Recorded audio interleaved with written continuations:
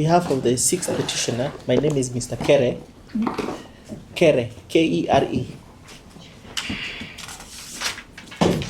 I act for the sixth petitioner, the Deputy Chief Justice, Honorable Philomena Mwilu.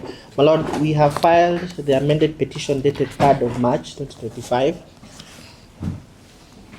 We also filed a further affidavit. It is dated the 2nd of July.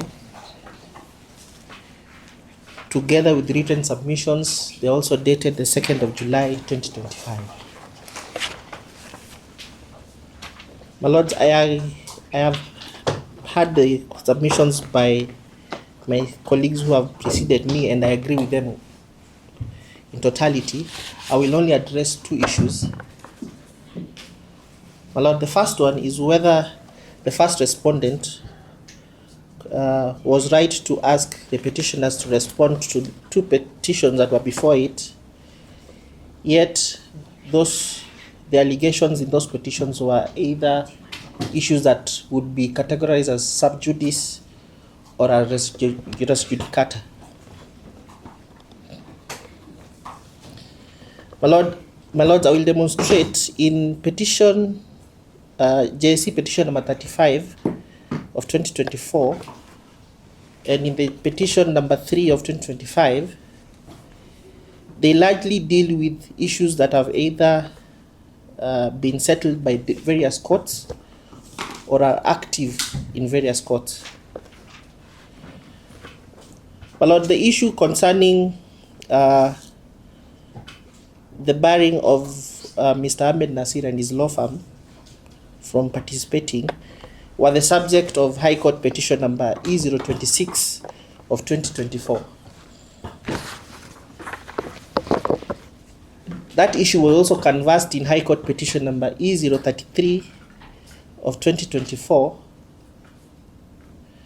as well as in High Court petition number E048 of 2024. My Lord, the same issue has also been considered by the East African Court of Justice in reference number 15 of 2024. On the issue of whether the Chief Justice was right to enact the Supreme Court Presidential Election Petition Amendment Rules of 2022 was the subject in the case of Ombati versus Chief Justice and the President of the Supreme Court, petition number E242 of 2022. My Lord, finally, the issue concerning Dari Limited has been the subject of various petitions before the High Court and also before the Supreme Court. My Lord, so what we are saying is that these issues have either been settled by the various courts or are the subject of various courts. My Lord, in response, the JSC has said the doctrines of subjudice and res judicata does not apply to processes before the JSC with respect to Article 168. My Lord, however, in the same replying affidavit, if you go to page 112, 113 all the way to 114, the JSC has provided a report on the status of various petitions that it is handling.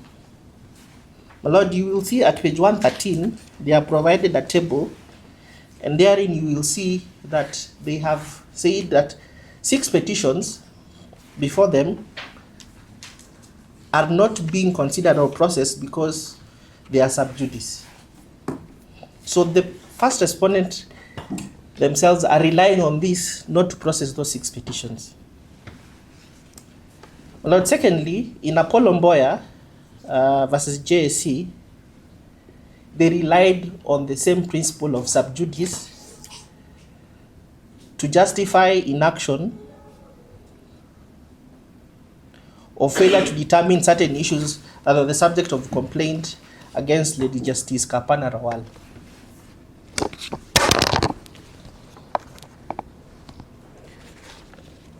My Lord, in the end, in that case, this is what the court said at paragraph 198 concerning the doctrine of subjudice. The JSC fell into grave error by leaving additional grounds for determination at a later stage. Had the JSC done a little research, it would have established that by the time it was reaching its decision in May 2016, the additional grounds that was subjudice, a court of competent jurisdiction had made a finding in December of 2015 that the Supreme Court had not made any determination on the question of retirement ages of the judges. My Lord, further, in the Mwilu versus JSC case, the court determined that the doctrine of subjudice and res judicata would bar the JSC from entertaining any complaint that was brought before it that were before other courts. Now, the second issue I'll deal with is whether the JSC was right to ask the petitioners to respond to the petitions that were before it, even where those petitions were generalized, not supported by any evidence, and in fact there was an admission by Mr. Havi that what he was relying on to bring that petition was a conversation he had with Senior Counsel Ahmednasir. It is there in the affidavit that Mr. Havi had filed in support of the petition number 3 of 2025. But Lord, importantly, at paragraph 21, 23, and 84 of that affidavit, Mr. Havi has made allegation of misconduct, fraud, and corruption against the petitioners. My Lord, none of those allegations are supported by any evidence whatsoever. The question that now begs, my lords, is whether the JSC can then ask judges to respond to such generalized allegations. My lord, the answer to that has already been provided in the Balu Mutava case of 2015, where the court said, and I quote, "In considering the petitions, the Commission conducts a preliminary inquiry to satisfy itself that the complaint is not frivolous, lacking in substance, unfounded, or hypothetical, that it has at least some probative value. The inquiry is not intended to lead to a final decision, but it is designed only for receiving information for purposes of recommendation." Finally, my lord, we would say that it was important for the JSC to heed the advice from the Supreme Court in the Muya case, where the Supreme Court advised the JSC to treat complaints that it received pursuant to Article 168 not in a casual and an unambiguous manner. It is, just as my colleague has said before me, it is not a conveyor belt. It must sieve those petitions to establish whether there is a ground, prima facie ground, to ask the judges to respond before. Where they are generalized, not particularized, and not backed by any evidence in our respective submissions, they cannot then ask any judge to respond to such petitions.